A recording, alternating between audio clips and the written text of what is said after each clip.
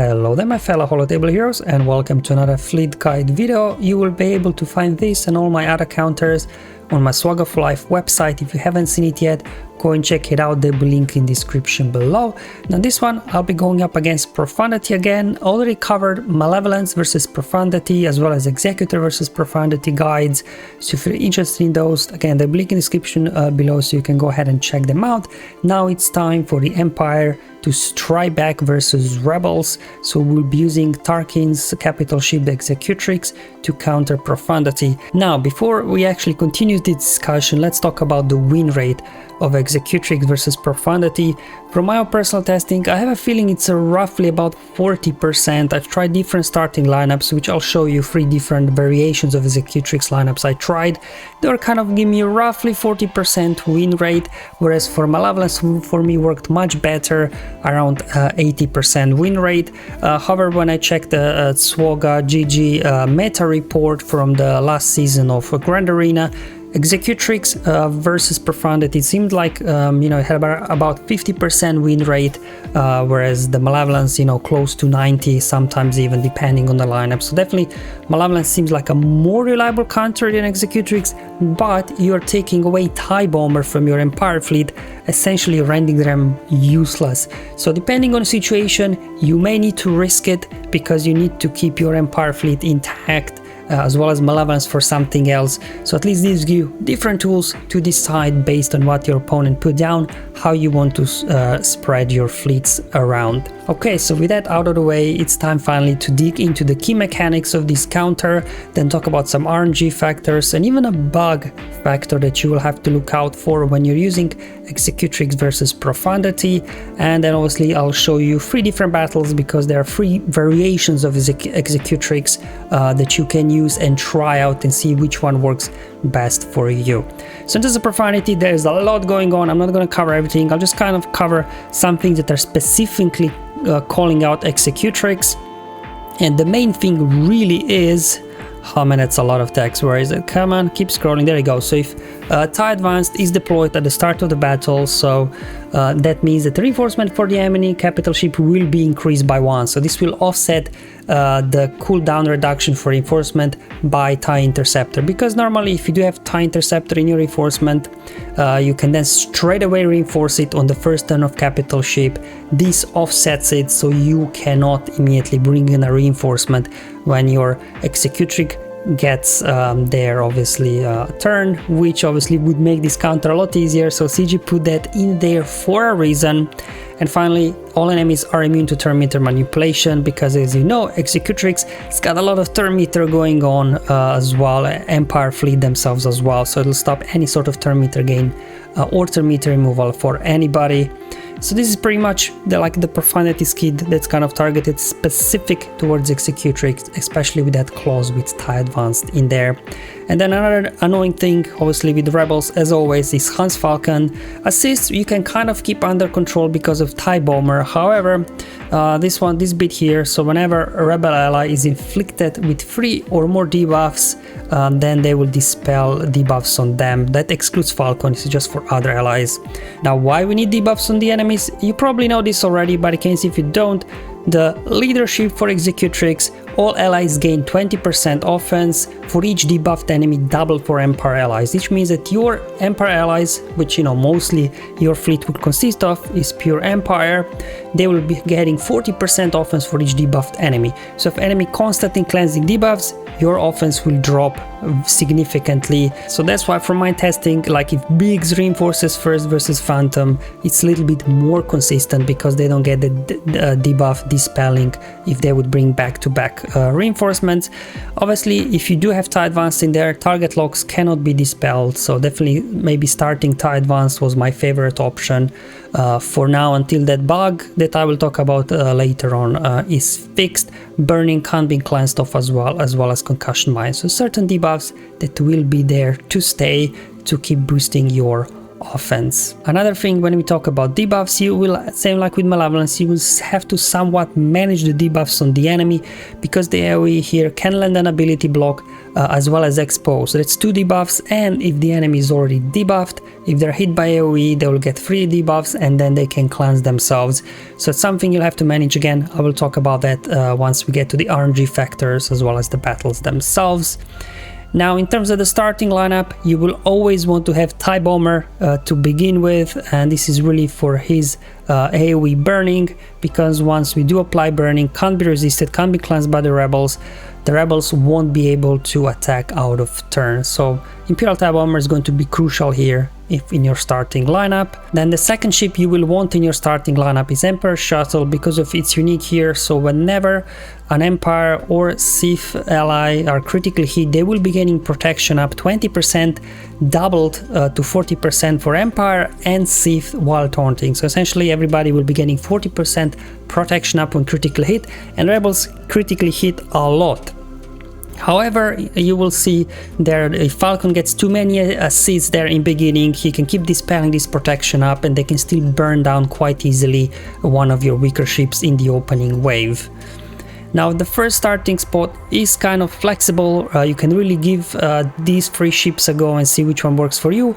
Personally, I have a feeling, at least for now, TIE Advance, I think for me personally, seems to be the best option, because his basic can't be evaded, target lock can't be resisted, and then of course target lock is permanent while TIE Advanced is starting.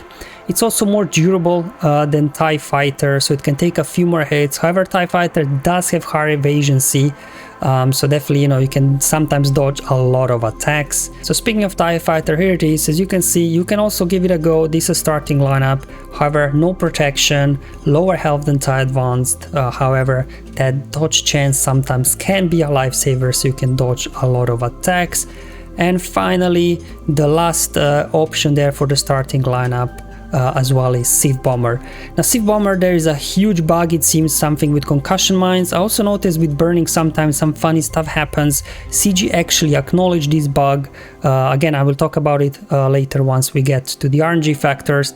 So once that bug is fixed, I have a feeling that maybe the Sith Bomber as the first starting could be the best, and that's because whenever the first time Sith ally drops below 100% health, then Sith Bomber gets a taunt, and when it gets a taunt, it will be receiving lots of damage, and then it can apply concussion mines on the enemies. When these concussion mines explodes, they get dazed, so they counter attack, and then anyway you get burning out, also stopping counterattacks. And obviously it's a tank, it's got some protection recovery whenever concussion mines explode.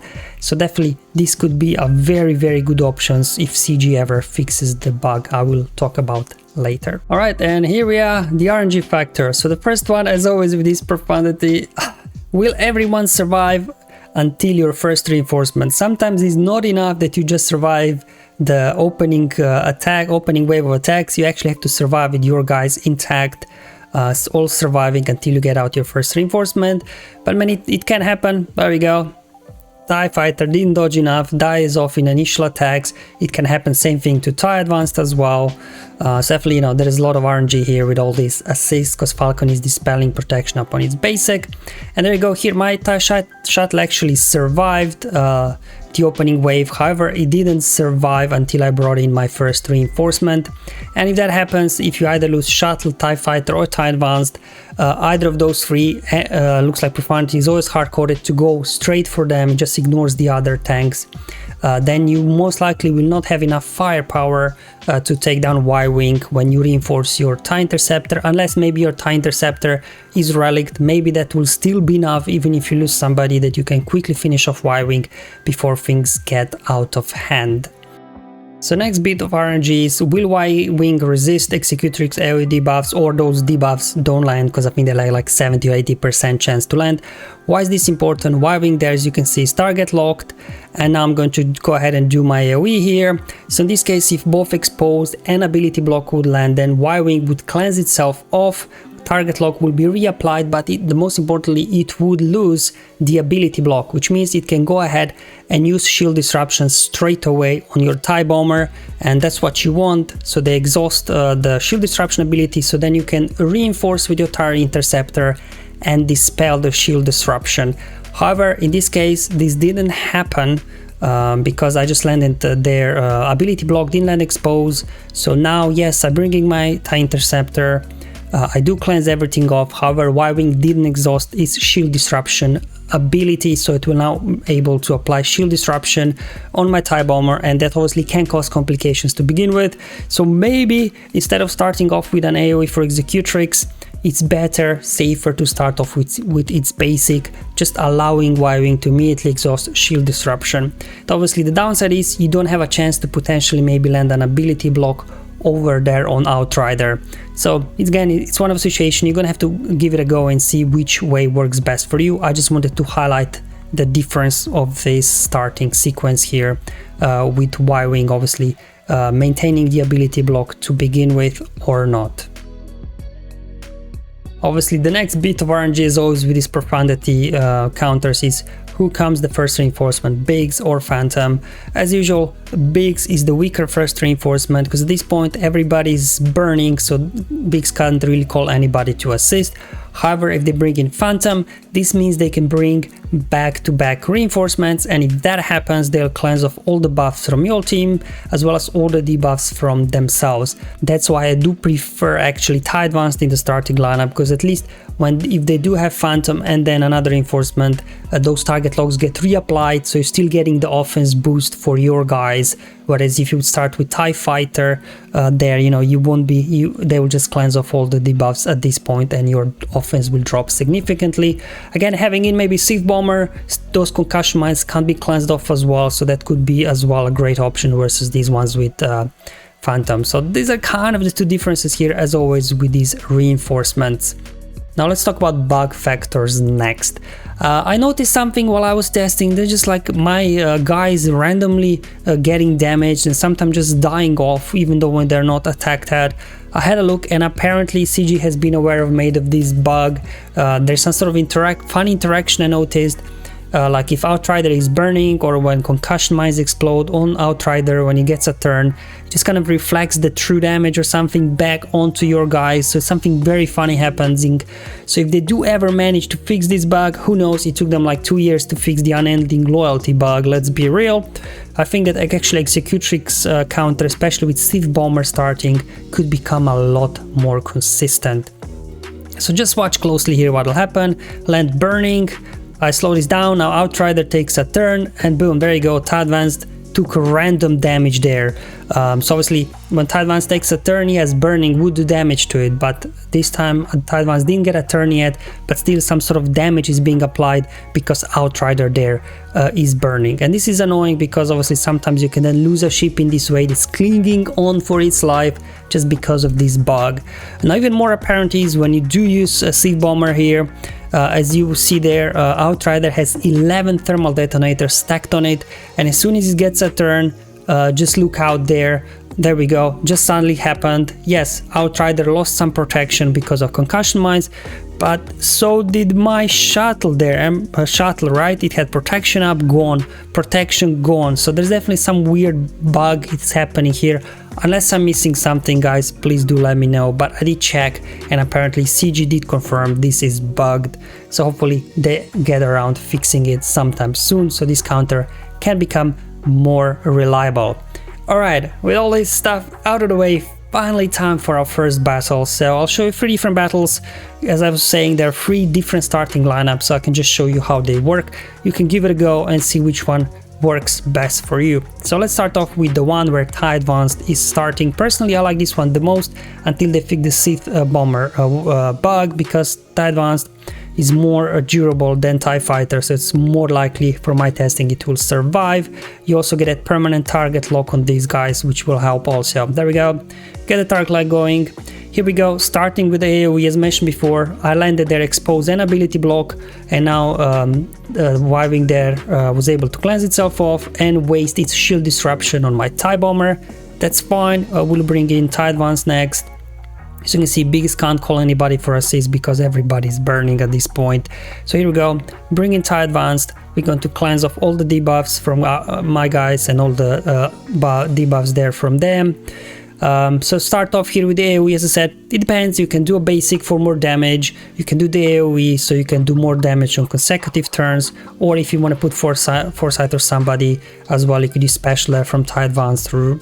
So I actually often now tend to use basic just because at gear 11 my second sister TIE Interceptor is doing a whole lot of damage. So if you do manage to take out a Y-Wing before it starts recovering protection, before it gets reinforced hull applied on it by Profundity, you're good to go. You can then quickly get rid of Falcon as well, and then you just need to clean up the rest of the board. So this is pretty much a race to erase Y-Wing as fast as possible in every battle. If you get it out before obviously they get their whole recovery going without Rider and Profundity, you should be able to win.